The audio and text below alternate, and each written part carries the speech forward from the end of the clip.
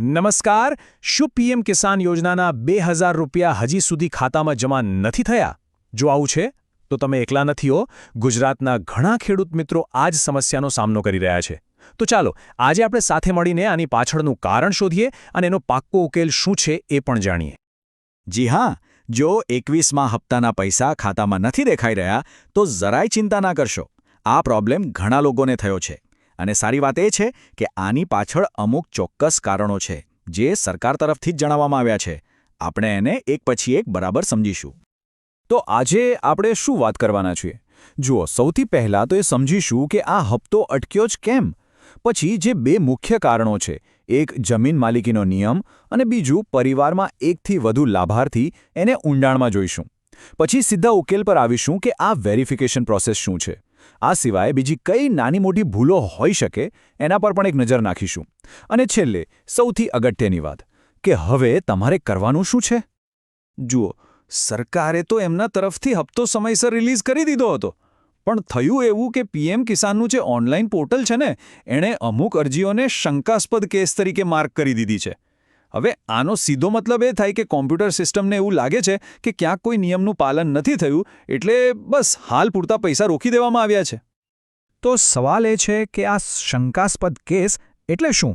વેલ, portal પ્રમાણે મોટાભાગના કેસમાં પૈસા અટકવા પાછળ મુખ્યત્વે બે જ કારણો છે.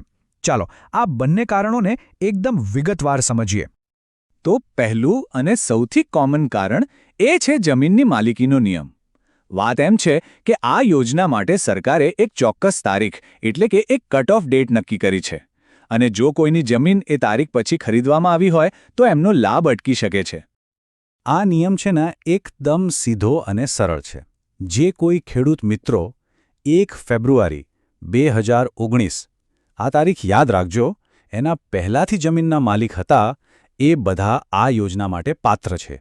પણ જો કોઈએ આ તારીખ પછી જમીન ખરીદી હોય તો એમને આ યોજનાનો લાભ ના મળી શકે. આ એક સામાન્ય નિયમ છે. હા, પણ આ નિયમમાં એક બહુ જ અગત્યનો અપવાદ છે. એ ખાસ સમજજો. જો જમીન ખરીદી ના હોય પણ વારસામાં મળી હોય, ભલે ને એ 1 ફેબ્રુઆરી 2019 પછી જ મળી હોય, તો પણ લાભ મળી શકે છે. તમે બિલકુલ પાત્ર છો. બસ એના માટે એક નાનકડી પ્રોસેસ કરવાની રહેશે, જેની વાત આપણે હમણાં આગળ કરવાના જ છીએ. ચલો હવે આવીએ બીજા મોટા કારણ પર. ઘણીવાર ભૂલથી એવું બની જાય છે કે એક જ કુટુંબમાંથી એક કરતાં વધારે સભ્યો આ યોજના માટે અરજી કરી દે છે, જે નિયમની વિરુદ્ધ છે, અને સિસ્ટમ આ ભૂલ પકડી લે છે. નિયમ બહુ જ ક્લિયર છે. એક પરિવારમાંથી ફક્ત એક જ વ્યક્તિને લાભ મળે. દાખલા તરીકે પતિ અને પત્ની બંને અરજી ના કરી શકે, બેમાંથી કોઈ એક જ. એ જ રીતે જો પિતા અને એમના સગીર દીકરા દીકરીનું નામ હોય તો લાભ ફક્ત પિતાને જ મળે. અહીં સ્ક્રીન પર જે ઉદાહરણો છે એનાથી આ વાત એકદમ સાફ થઈ જશે. અને જુઓ તો ખરા, આ જે મેસેજ સ્ક્રીન પર દેખાય છે ને, આ જ મેસેજ ઘણા ખેડૂત મિત્રોને એમના ઓનલાઈન સ્ટેટસમાં જોવા મળી રહ્યો છે. એમાં સાફ સાફ લખ્યું છે કે પતિ પત્ની બંને લાભ લઈ રહ્યા હોવાની શંકા છે, અને એટલે જ પેમેન્ટ અટકાવ્યું છે. એટલે અહીંયા પ્રોબ્લેમ શું છે એ બિલકુલ સ્પષ્ટ થઈ જાય છે. સારું, તો આપણે પ્રોબ્લેમ તો સમજી લીધા, પણ હવે સૌથી મોટો સવાલ, આનો ઉકેલ શું?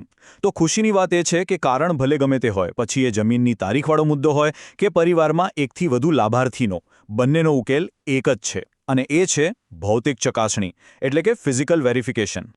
હવે મનમાં સવાલ થાય કે આ ભૌતિક ચકાસણી એટલે શું? તો એક વાત બરાબર યાદ રાખી લેજો. આ કામ ઓનલાઈન નથી થવાનું. આના માટે જાતે રૂબરૂ તમારી ગ્રામ પંચાયતની ઓફિસે જવું પડશે. ત્યાં અધિકારીની સામે તમારા બધા ડોક્યુમેન્ટ્સ બતાવીને એ સાબિત કરવાનું છે કે તમે આ યોજના માટે પાત્ર છો. અને ગભરાવાની જરૂર નથી. આ પ્રોસેસ એકદમ સિમ્પલ છે. બસ 3 સ્ટેપ્સ છે. પહેલું સ્ટેપ, તમારી ગ્રામ પંચાયતની ઓફિસે જાઓ જ્યાં પીએમ કિસાનનું કામકાજ સંભાળવામાં આવે છે.